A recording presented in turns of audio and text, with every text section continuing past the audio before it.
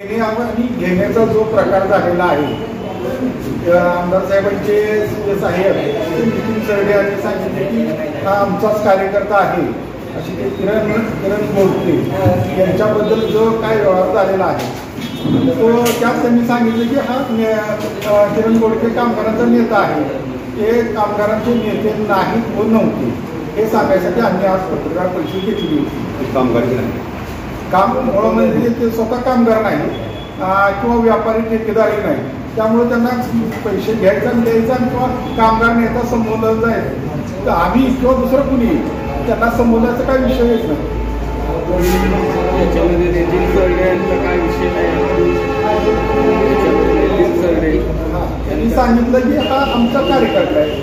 विधानसभे कारखाना निवडणुकीच्या वेळेस आणि विधानसभा निवडणुकीच्या टायमाला मी त्यांचा प्रचारात वापर वगैरे केलेला आहे, आमचा कार्यकर्ता आहे हे त्यांनी मान्य केलेला आहे.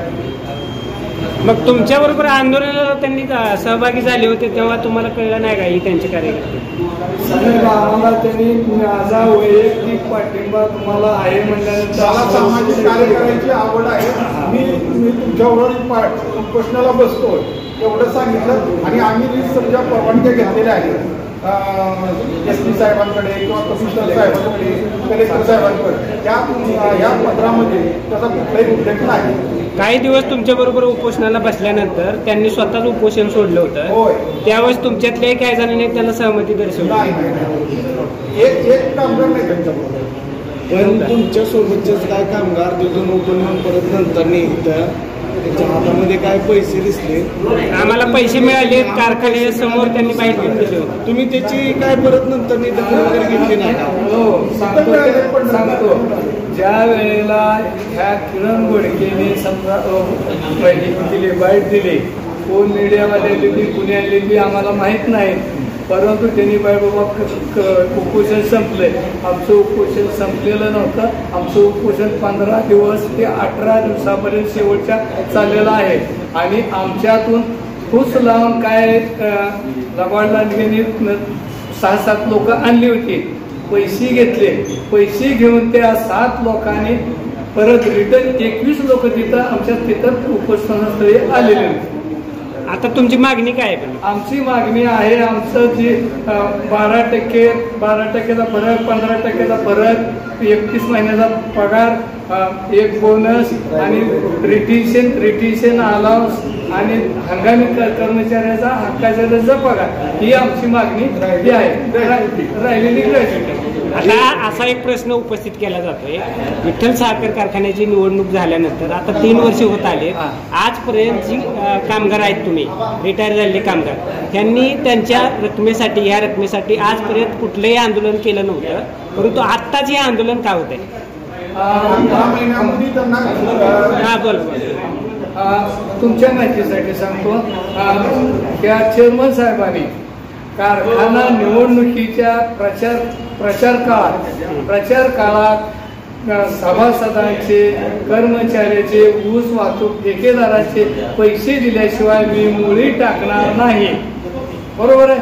आणि ह्यानंतर 3 वर्ष सतत कारखाना चालला, 24,26,000 क्रशिंग झालं, तरीही पैसे दिले नाही. त्या चेअरमन साहेबांनी प्रति टनाला 300 रुपये ज्यादा आपल्याला शिल्लक नफा मिळतो म्हणून सांगितलं. मग त्या 300 रुपये प्रमाणे 24,26,000 क्रशिंग दिलेलं आणि अधिक आता महाराष्ट्र शासनाच्या थक हमीवर NCDC बँकेने पैसे दिलेले, ह्याचा जर व्यवहार केला तर तो कुठं गेलेला आहे तो तेवढा आम्हाला सांगावा किंवा तुम्हाला पत्रकारांना सांगा. एकूण रकमेच्या तुम्ही म्हणताय की 100% रक्कम होती, त्यातली 75% रक्कम तुम्ही पोच झाली असं सांगितलं होतं.